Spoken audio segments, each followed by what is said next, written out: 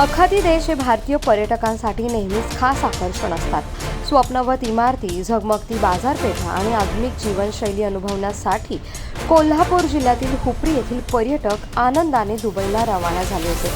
पण नियतीने काही वेगळंच ठरवलं होतं. युनायटेड स्टेट, इस्रायल, इराण या देशातील तणाव अचानक युद्धात परिवर्तित झाला आणि संपूर्ण आखाती प्रदेशात अस्वस्थतेचं वातावरण निर्माण झालं. त्याचे पडसाद दुबई येथेही उमटले. युद्धाची बातमी समजता दुबईत फिरायला गेलेल्या या कोल्हापुरी कुटुंबाच्या चेहऱ्यावरचा आनंद क्षणात नाहीसा झाला. विमान सेवा अनिश्चित, सुरक्षा सतर्क आणि आजूबाजूला भीतीचं दडपण. प्रत्येक क्षण अनिश्चिततेत जात होता. आम्ही युद्धाचे क्षण जणू जवळून अनुभवले, असं त्यांनी परत आल्यावर सांगितलं. स्फोटांचे आवाज, सतत येणाऱ्या अलर्ट मेसेजेस आणि कुटुंबियांची काळजी या सगळ्यांनी मनात धडकी भरवली होती.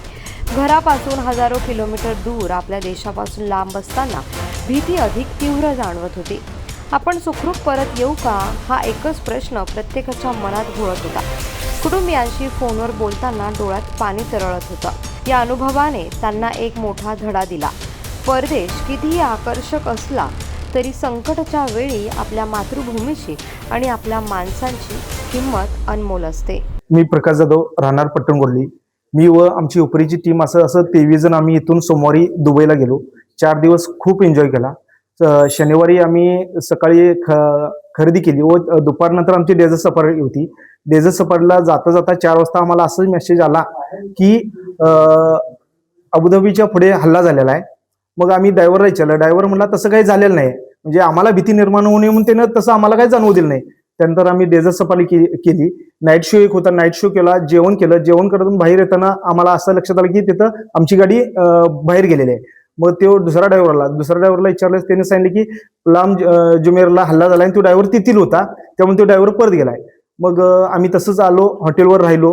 रात्री 12 वाजता परत आम्हाला एक अलर्ट आला. सगळ्यांचे, आमचे माझ्याकडे 3 मोबाईल होते, 3 मोबाईलला अलर्ट आला. असं काय नेमकं झालंय, म्हणजे अक्षरशः कुठतर जोरात हल्ला होणारा असं अलर्ट आम्हाला वाटली. बघतोय तर सरकारचा आदेश आला की तुम्ही बाहेर पडू नका, काचेपासून लांब राहा.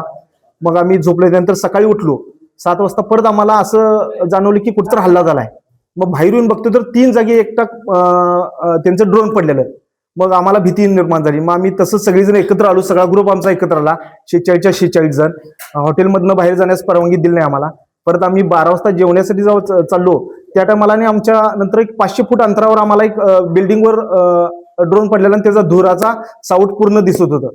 मग त्यानंतर जेवून आलो आणि परत झोपलो. 3 वाजता परत आणि आम्हाला तसं आमच्या हॉटेलच्या पाठीमा, अक्षरशः मला वाटते आमच्या देव पाठीशी आहे म्हणून आम्ही इथं परत आलो. कारण आमच्या हॉटेलच्या भोवतीच सगळे हल्ले होत होते. ते कुठं लांब होत होते, हॉटेलच्या भोवतीच होते. ते फक्त देव पाठीशी आहे म्हणून आम्ही इथपर्यंत आलो, नाही तर येणार नव्हतो असं तर वाटते. त्यानंतर आम्ही दुसऱ्या दिवशी त्या दिवशी रविवारच्या तर फ्लाईट कॅन्सल झाल्या. सोमवारी आमची फ्लाईट कॅन्सल होईल असं वाटत होतं, कारण देव आमच्या पाठीशी म्हणून आमची फ्लाईट सुदैवाने चालू होती. दुपारी आम्ही दुबईतून अबुधाबीला आलो. फ्लाईट होती 2:20ला फ्लाईटमध्ये बसलो. 3:20ला फ्लाईट उड्डाण झाली. त्यावेळी आम्ही सुटकेचा निश्वास घेतला. सगळ्यांनी टाळ्या वाजवल्या आणि भारतात आल्यानंतर 100% आम्ही सुटकेचा निश्वास घेतला. माझं नाव समोजित सुनील बारगे, राहणार हुपरी.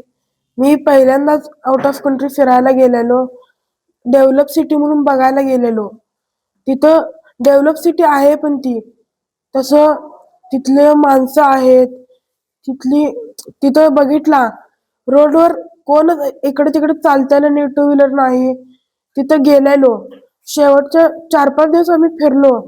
6वा आणि 7वा दिवस, 6व्या दिवशी आम्ही डेझर्ट सफारी करायला गेलेलो.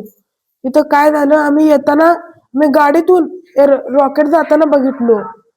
आम्हाला प्रत्यक्षात दिसलं, मला तरी. आणि मग मी बोललो, सगळ्यांनी सांगितलं ते काय चाललंय. मग नंतर आम्ही ड्रायव्हरला विचारलो, त्यानं आम्हाला खोटं बोलला, मला का माहित नाही. खरं आम्हाला नंतर काय आलं, आम्ही सर्च केलो. आमचा टूर मॅनेजर होता ना, त्यासने विचारलो. मग त्यांनी तिथल्या पोलिसांनी फोन केला.